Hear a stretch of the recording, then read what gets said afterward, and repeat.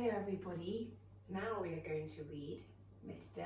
Funny, which is book 18 of the complete Mr. Men collection by Roger Hargreaves. I have my friends with me, Sean the sheep and Molly the mummy with her little baby called Bear. So everybody get cozy and tucked up and get ready for the story of Mr. Funny to begin. Mr. Funny lived in a teapot. It had 2 bedrooms, a bathroom, a kitchen and a living room, and it suited Mr. Funny very nicely.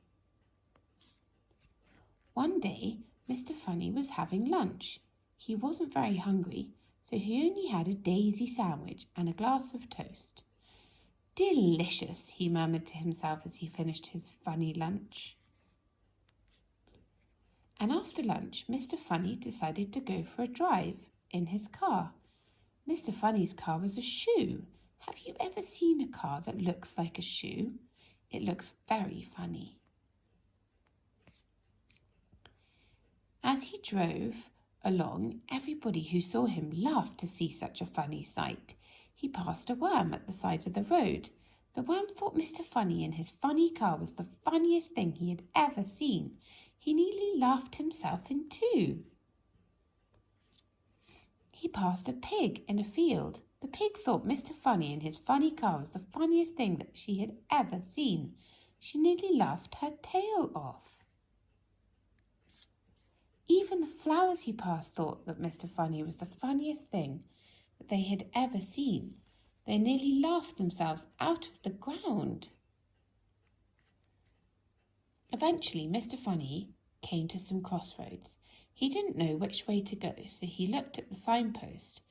One of the signs said, "To the zoo." "That will be fun," thought Mr. Funny to himself. So he drove his shoe towards the zoo. When he arrived at the gate of the zoo, he stopped. It was closed. "I'm sorry," said the zookeeper. "We've had to close the zoo because all the animals have colds and they're all feeling very sorry for themselves." "Oh dear," said Mr. Funny, and then he thought, "Perhaps I can help to cheer them up," he said. "Well," said the zookeeper, "it's worth a try." And he opened the gate. Mr. Funny drove into the zoo in his shoe. The first thing he saw was an elephant. It was true. The elephant was feeling very sorry for herself, very sorry indeed. Mr. Funny stood and looked at the sad-looking elephant, and the sad-looking elephant stood and looked at Mr. Funny. Oh dear. Then, do you know what Mr. Funny did? He pulled a funny face. Mr. Funny, as you'd imagine, is very good at pulling funny faces. The elephant giggled. She'd never seen anything so funny. Mr. Funny pulled another funny face. The elephant burst out laughing. The elephant laughed and laughed and laughed. She laughed so hard she nearly laughed her trunk off. And she felt a lot better. Mr. Funny went over to the lion house. There was a lion feeling extraordinarily sorry for himself. Mr. Funny stood and looked at the sad-looking lion, and the sad-looking lion stood and looked at Mr. Funny. Oh dear. And then Mr. Funny pulled the funniest looking face that's probably ever been pulled anywhere ever. Now, you've heard a lion roar before, haven't you? Well, this lion roared too, with laughter. He laughed so hard he nearly laughed his whiskers to pieces. Then Mr. Funny went around to see all the other animals in the zoo. Oh dear, what a miserable looking lot. For all of them, Mr. Funny pulled funnier and funnier faces. The big brown bear giggled and then burst out laughing.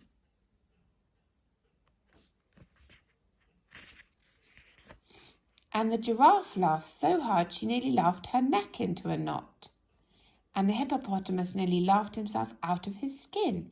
And the penguins nearly laughed their flippers floppy. And the leopard, well, you really should have seen him. He laughed so hard he nearly laughed his spots off. What a pandemonium. Oh, Mr. Funny, giggled the zookeeper, who had started laughing as well. Oh, Mr. Funny, thank you very much indeed for coming to cheer us all up. Oh, it was nothing really, replied Mr. Funny modestly, and drove off in his shoe. Later, when Mr. Funny arrived home, he chuckled to himself. Well, he said, that's the end of another funny day, and he parked his shoe and went inside his teapot, and because he was feeling thirsty, he made himself a nice hot cup of cake. So that's the end of Mr. Funny, and tomorrow we'll be reading Mr. Mean. So see you then.